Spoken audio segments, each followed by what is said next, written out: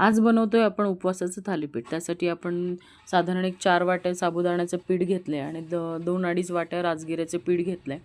त्याच्यामध्ये आपण टाकतोय कच्चा बटाटा किसलेला आणि हिरवी मिरची, तिखट, मीठ, जिरे आणि कोथिंबीर. कोथिंबीर ऑप्शनल आहे ॲक्च्युली. जर काहींना चालत नसेल तर त्यांनी टाकू नका.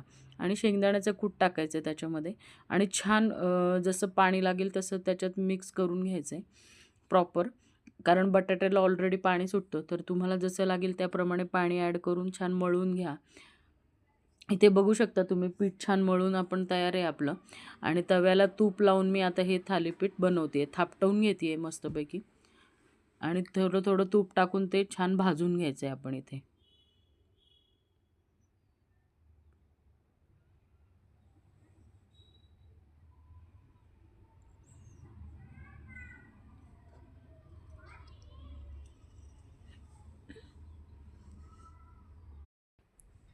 आता मस्तपैकी थालीपीठ आपलं तयार होणार आहे. तुम्हाला माझं चॅनल आवडत असेल तर लाईक करा, सबस्क्राईब करा आणि अशा पद्धतीने एकदा थालीपीठ करून बघा. नक्की आवडेल घरीसुद्धा. छान दह्यासोबत किंवा शेंगदाण्याच्या चटणीसोबत तुम्ही सर्व्ह करू शकता. किती छान खरपूस भाजून झालं आहे आपलं. सोमवारचे जे उपवास असतात किंवा प्रदोष असतो त्यावेळेस साधारण साबुदाणाच्या शिवाय दुसरं काही खाता येत नाही.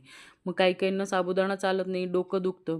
तर अशा वेळी अशा पद्धतीचं थालीपीठ केलं तर छान पौष्टिक पण होतं, दमदमीत होतं आणि ऑफिस वगैरे ज्यांना जायचं त्यांनासुद्धा छान पोटभरीचा एक उपाय होतो. तर नक्की करून बघा. चलो बाय.